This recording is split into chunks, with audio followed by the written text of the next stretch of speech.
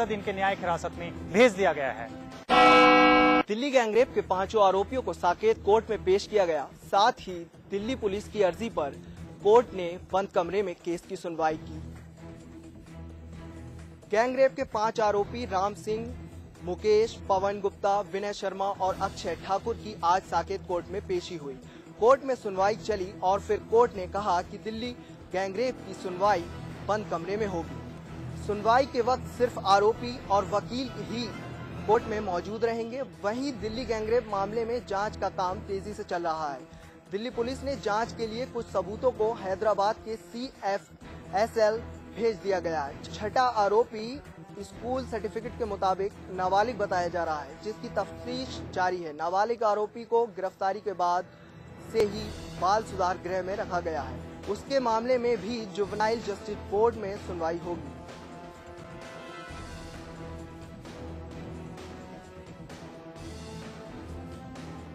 इस मामले की अगली सुनवाई 10 जनवरी को होगी।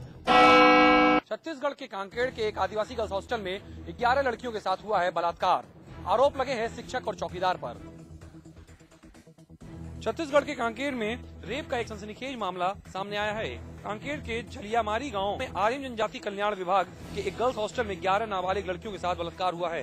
बलात्कार के आरोपी और कोई नहीं, हॉस्टल का ही एक चौकीदार दीनानाथ नागेश और एक शिक्षक कर्मी मुन्नू राम कोटी है। ये दोनों आरोपी पिछले 2 साल से इन मासूम लड़कियों के साथ दुष्कर्म कर रहे थे। इस मामले में कलेक्टर अलरमेल मंगईडी से शिकायत की गई थी। इस शिकायत के बाद प्राथमिक जांच कार्रवाई की गई, जिसमें दुष्कर्म की पुष्टि हुई है।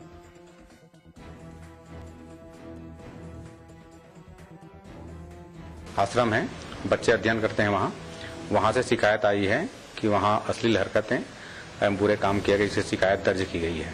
ये है अभी वहाँ बच्चों से बुला करके उनके कथन लिए जा रहे हैं, माता पिता को सहमति ली जा रही है, फिर उचित कार्रवाई की जा रही है। कन्या आश्रम से मुझे एक शिकायत प्राप्त हुई थी कि वहाँ के बच्चों के साथ कोई एक चौकीदार और शिक्षा कर्मी गलत काम से हुए हैं करके, फिर हमारे महिला अधिकारियों को टीम बना के तत्काल जांच करवाए हैं। जांच में जो दोषी पाया गए हैं उनके खिलाफ तत्काल हमने FIR दर्ज कराए हैं। उसमें एक चौकीदार की गिरफ्तारी भी हो गया है और दूसरे को भी गिरफ्तारी जल्दी से हो जाएगा और शिक्षाकर्मी के खिलाफ भी कार्रवाई होगी। इस मामले खुलासा होने के बाद आरोपी शिक्षाकर्मी को बर्खास्त कर दिया गया है। वहीं आरोपी चौकीदार और आश्रम अधीक्षिका को निलंबित कर दिया गया है। लखीमपुर खीरी के बांकेगंज कस्बे के धर्मपुर गांव में एक 9 साल की मासूम बच्ची को 2 वहशी दरिंदों ने अपनी हवस का शिकार बनाया। ये वारदात उस वक्त अंजाम दी गई जब लड़की अपने भाई के साथ बाल कटवाने जा रही थी।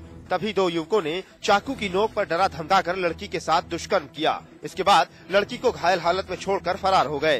पीड़ित के भाई के शोर मचाने पर इस वारदात का खुलासा हुआ। वारदात के बाद से ही पीड़िता की हालत बेहद गंभीर बनी हुई है।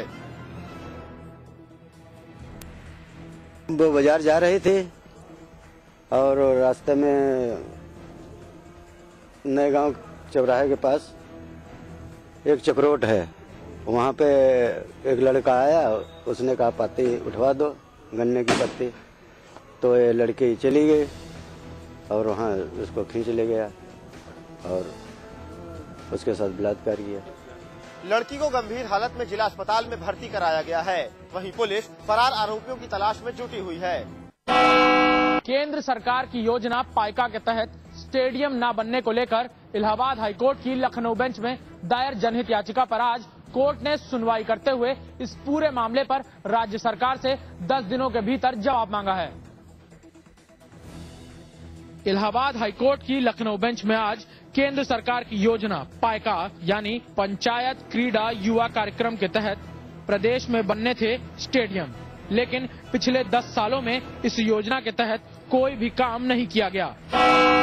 प्रदेश सरकार द्वारा बेरोजगारी भत्ते के मानकों में सरलीकरण का फैसला तो लिया गया है, लेकिन मानकों में कुछ हेरफेर कर बाकी सब कुछ वैसा ही नजर आ रहा है। ऐसे में बेरोजगारी भत्ता पाने की हसरत रखने वाले बेरोजगार युवाओं की आशाएं एक बार फिर टूटती नजर आ रही हैं। पिछले दिनों जब कैबिनेट हुई तो सभी ने सोचा था कि सरकार बेरोजगारी भत्ते में सरलीकरण करेगी और ज्यादा से ज्यादा लोगों को इसमें शामिल किया जाएगा, लेकिन जब मुख्य सचिव ने सरलीकरण के बाद मानक बताए तो बेरोजगारों की निराशाएं कम नहीं हो सकी। खटीमा में SSB ने तस्करी कर ले जाई जा रही 20 लाख की जैकेट बरामद की है। वहीं तस्कर मौके से फरार हो गया। एसएसबी के जवानों ने सीमा पर गश्त के दौरान साइकिलों से भारी मात्रा में जैकेट बरामद की है। कानपुर के थाना नवाबगंज में जिला औरैया के एसओजी टीम के प्रभारी और सिपाही पर मुकदमा दर्ज हुआ है। उन पर मेडिकल के एक छात्र के अपहरण का आरोप है। घटना में औरैया जिले की एसओजी की टीम कानपुर के नवाबगंज थाना क्षेत्र के लखनपुर इलाके से अजय नाम के युवक की तलाश में आई थी, लेकिन अजय के न मिलने के कारण अजय के रूम पार्टनर नीरज को उठा ले गई। एसओजी टीम ने नीरज को रात भर रसूलाबाद क्षेत्र में रखकर मारा पीटा और नीरज का एटीएम और मोबाइल छीन लिया। उत्तर प्रदेश सरकार के गरीबों के लिए किए गए तमाम वायदों की धज्जियां उड़ी हैं सहारनपुर में। गांधी पार्क में रखे गए एक कूड़ेदान में एक गरीब परिवार ने आसरा लिया और वहीं पर जन्म लिया एक मासूम ने। इस मासूम बच्चे की किस्मत देखिए कि दुनिया में कदम रखा तो बदबूदार कूड़ेदान का सहारा मिला। शासन प्रशासन के तमाम सरकारी दावे, सरकारी अस्पताल की सहूलतें उसके लिए बेमानी साबित हुई। मासूम थाना क्षेत्र के गोलघर में एक स्थानीय होटल में पैसे की लेन देन को लेकर दो पक्षों में जमकर मारपीट हुई। कैंट थाना क्षेत्र स्थित गोलघर बाबीज रेस्टोरेंट में आज ग्राहक और होटल के कर्मचारियों के बीच जमकर मारपीट हुई, जिसमें होटल के मैनेजर गंभीर रूप से घायल हो गए। बताया जाता है कि ग्राहक खाना खाकर पैसे देने के लिए काउंटर पर पहुंचे कि उसी दौरान पैसे की लेन देन को लेकर दोनों पक्षों में मारपीट हो गई। रुड़की पुलिस की हैवानियत का कारनामा सामने आया है। पुलिस ने दो युवकों के साथ इतनी बुरी तरह से मारपीट की कि दोनों युवक अब खड़े भी नहीं हो पा रहे। रुड़की की गंग नहर कोतवाली पुलिस ने लूट के मामले में पूछताछ के लिए बुलाए गए दो युवकों को इतनी बुरी तरह से पीटा कि दोनों युवक खड़े भी नहीं हो पा रहे। आगरा के मलपुला क्षेत्र के धनौली गांव में दो गुटों के बीच जुआ खेलते वक्त लड़ाई हो गई। दो गुटों में झड़प इस कदर बढ़ गई कि दोनों पक्षों के बीच जमकर फायरिंग और पथराव हुआ। पथराव और फायरिंग में करीब 3 लोग घायल हो गए। घटना की जानकारी मिलते ही मौके पर भारी सुरक्षा बल पीएसी जवानों को तैनात किया गया। वाराणसी में सड़क हादसे में 2 मासूमों की मौत से नाराज लोगों ने जमकर थाने में हंगामा किया। आरोपियों के खिलाफ कोई कार्रवाई न होने से आक्रोशित लोग घंटों तक थाने में डटे रहे और जमकर हंगामा किया। अधिकारियों से कार्रवाई के आश्वासन के बाद ही लोग थाने से हटे। दरअसल रविवार को टिकरी सराय रोड पर एक ट्रैक्टर ट्रॉली पलटने से 2 मासूम बच्चों की मौत हो गई थी। नैनीताल जिले के ग्रामीण क्षेत्रों में बदहाल स्वास्थ्य व्यवस्थाओं को लेकर ग्रामीण सड़कों पर उतर आए हैं। क्षेत्र में बेहतर स्वास्थ्य सुविधाओं की मांग को लेकर ओखलकांडा ब्लॉक के ग्रामीण युवकों ने मुख्य चिकित्सा अधिकारी कार्यालय पहुंच सीएमओ कार्यालय के बाहर जमकर हंगामा और लक्ष्मण को अंतर्राष्ट्रीय क्रिकेट से संन्यास लिए हुए 5 महीने हो चुके हैं, लेकिन क्रिकेट न खेल पाने का दर्द लक्ष्मण को अभी भी सता रहा है। अपने आप को टेस्ट के लिए फिट बताकर लक्ष्मण ने एक नई बहस छेड़ दी है। अपने संन्यास के बारे में बोलते हुए लक्ष्मण ने कहा कि उन्होंने भारत की ओर से अच्छा परफॉर्मेंस किया है, लेकिन एक समय आपको आगे बढ़ना होता है। हालांकि टेस्ट क्रिकेट में फिर से खेलने की बात कह लक्ष्मण ने अपनी दबी हुई इच्छा को सबके सामने जाहिर कर दिया है। ऑस्ट्रेलियाई स्टार स्पिनर शेन वॉर्न और वेस्टइंडीज के मार्टिन सैमुअल्स के बीच बिग बैश टी20 के दौरान हाथापाई हो गई। बिग बैश लीग में मेलबर्न स्टार के कप्तान वॉर्न इस बात पर नाराज हो गए कि सैमुअल्स ने डेविड हसी को उस समय धक्का दिया जब वो दूसरा रन लेने के लिए दौड़ रहे थे। जब सैमुअल्स बल्लेबाजी करने उतरे तो वॉर्न ने सैमुअल्स को गाली दी। वहीं कुछ देर बाद वॉर्न ने अगले ही ओवर में सैमुअल्स की छाती पर गेंद मार दी, जबकि सैमुअल्स ने वॉर्न की तरफ बल्ला फेंक दिया। वहीं झगड़ा अभी थमा ही था कि लतिश मलिंगा की एक गेंद सैमुअल्स की आंख पर लग गई, जिसके बाद सैमुअल्स को अस्पताल ले जाया गया।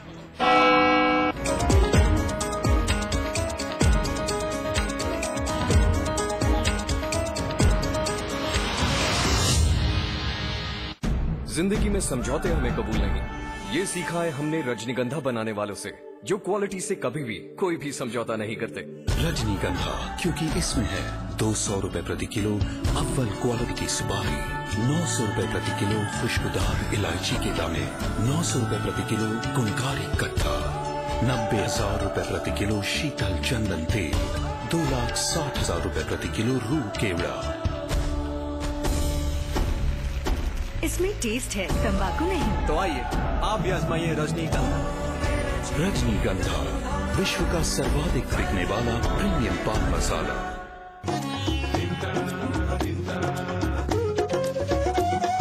लहर लहर मस्ती का डोला, डगर डगर खुशियों का मेला।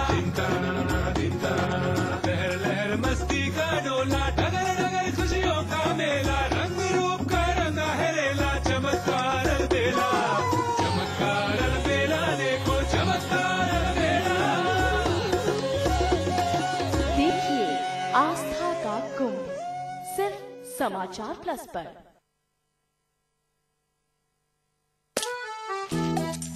सौंफ, इलायची, खजूर, मिश्री, वाह, सब एक से बढ़कर एक है, मगर कोई अपना बड़प्पन नहीं जताता, है ना? रहो हमेशा पास पास।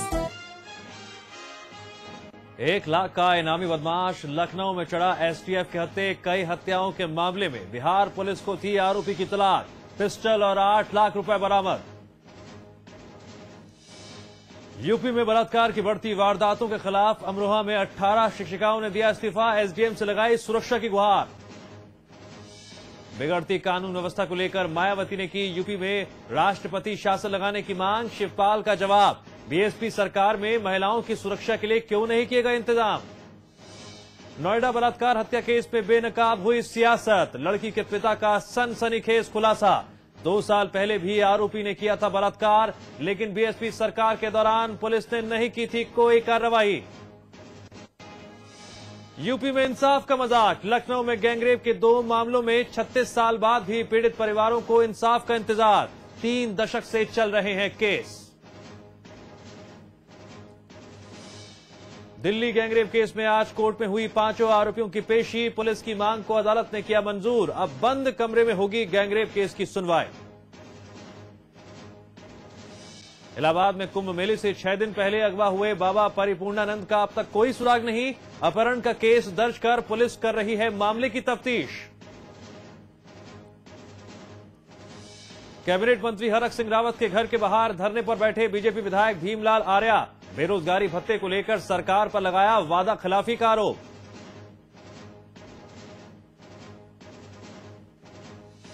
आसाराम बापू और शरद यादव के बयानों पर हंगामा, आसाराम ने दिल्ली गैंगरेप के लिए पीड़ित लड़की को भी ठहराया दोषी, शरद यादव ने लड़कों के लिए सेक्स को बताया जरूरी।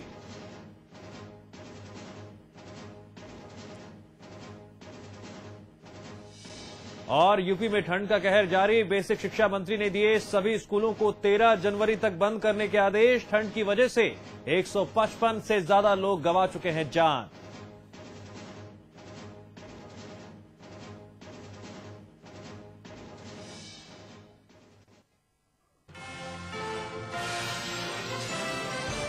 और इस वक्त की बड़ी खबर आ रही है नोएडा से, उदयवीर सिंह यादव को गिरफ्तार कर लिया गया है, नोएडा पुलिस को मिली है बड़ी सफलता।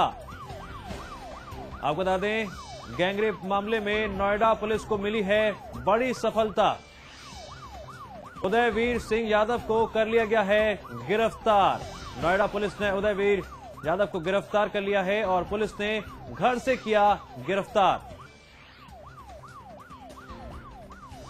हमारे साथ एग्जीक्यूटिव एडिटर अतुल अग्रवाल जुड़ गए हैं ज्यादा जानकारी के साथ। अतुल जी, क्या अपडेट्स मिल पा रहे हैं? देखिए, इस वक्त जो सबसे बड़ी खबर ये आ रही है दिव्यांश की, इस वक्त की सबसे बड़ी खबर यह है कि नोएडा में जो बलात्कार के बाद हत्या हो गई थी, इस पूरे मामले में नोएडा पुलिस को एक बहुत बड़ी कामयाबी हाथ लगी है। जो इस मामले का सबसे बड़ा आरोपी है, सबसे बड़ा जो अपराधी है इस पूरे मामले में, जो वांछित था उदयवीर सिंह यादव, उसको गढ़ से गिरफ्तार कर लिया गया है।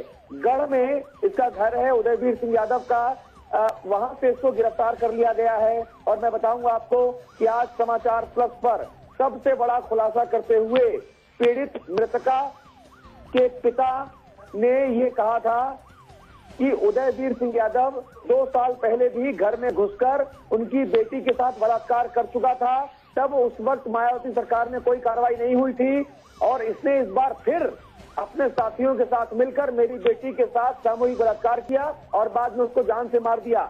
समाचार प्लस पर खबर दिखाए जाने के बाद ये साफ हुआ कि आरोपी उदयवीर सिंह यादव है। उसके बाद पुलिस ने जगह जगह पर दबिश दी, जगह जगह पर छापेमारी की। नोएडा पुलिस के जो एसएसपी हैं, इनकी अगुवाई में छापेमारी हुई, यहाँ वहाँ टीम बनाकर भेजा गया और उदयवीर सिंह यादव को गिरफ्तार कर लिया गया है। ये नोएडा पुलिस की एक बहुत बड़ी कामयाबी है इस केस में। ये इस वक्त सबसे बड़ी खबर, सबसे बड़ी गिरफ्तारी। अतुल जी, पहले भी 2 आरोपियों को गिरफ्तार किया जा चुका है और अब तीसरे आरोपी को भी गिरफ्तार कर लिया गया है, यानी मुख्य आरोपी को गिरफ्तार कर लिया गया है। आखिरकार नोएडा पुलिस इस केस को क्रैक करने में कामयाब रही। बिल्कुल, अब इन तीनों को आमने सामने बैठाकर, जो 2 लोग पहले गिरफ्तार किए जा